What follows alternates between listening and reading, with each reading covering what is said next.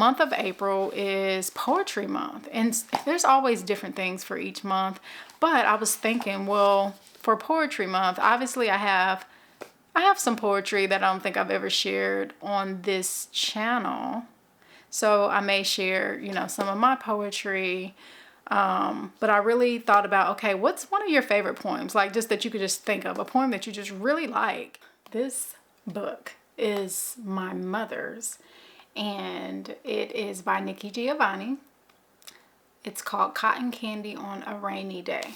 I was thinking about this book because there was one poem from whenever I stumbled upon this. It was years ago. It's been on my mom's bookshelf for a long time. It was $5.95. This book, I'm pretty sure today it's more. So there was a time that I stumbled upon this book and I started reading it. I used to love written poetry as a kid, and just growing up in general. I just appreciated it. Now I can still appreciate poetry, but I don't really go out of my way to read it or find it or anything like that. But there was this one poem that she wrote that always stayed with me. I mean, I'm pretty sure there's a lot of, I should read this now as an adult, right? I'm pretty sure there's a lot of gems in here, but for some reason, Choices. It's on page 66. Choices was one of those poems that long after I had put the book down, the words stayed with me, similar to the Serenity Prayer. And it reads in this way. If I can't do what I want to do, then my job is not to do what I don't want to do. It's not the same, but it's the best I can do. First of all, let's talk about it. Choices. We have choices, right? And if we can't do what we want to do, what we ought not do, if nothing else, is not what we don't want to do, right? So it's like, I'm not going to do what I don't want to do, even if I can't do what I want to do. The next idea. If I can't have what I want, then my job is to want what I've got and be satisfied that at least there's something more to want. It makes me think about how people talk about the uber wealthy, right? Just those who literally can have absolutely anything they want. And I've heard someone say, like, that to me sounds so boring, because after you've done everything that you can possibly do, there's nothing else you want to do. You've done it all. And granted, maybe there's always something more to do. There's always something else to get into. I'm not sure.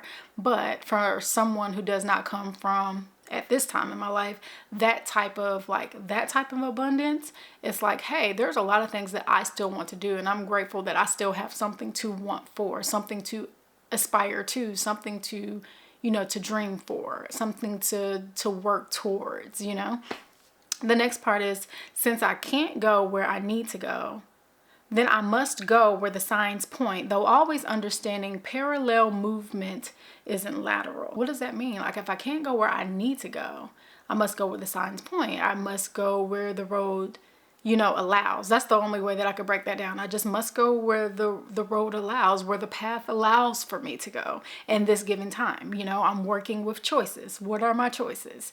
And if my choice is unavailable, I have to work with the choices that I have. And so it says, but always understanding that parallel movement isn't lateral. And so I had to look that up, because I was like, parallel movement isn't lateral. What is she expressing? What is she saying? According to Google, all she's saying is movement that is not in the direction that you want to go is still movement. It doesn't have to mean that, you're giving up, right? It's still movement. Progress is still progress, even when it's not in the direction that you desire to be making progress in. The last part says, when I can't express what I really feel, I practice feeling what I can express. And none of it is equal, I know.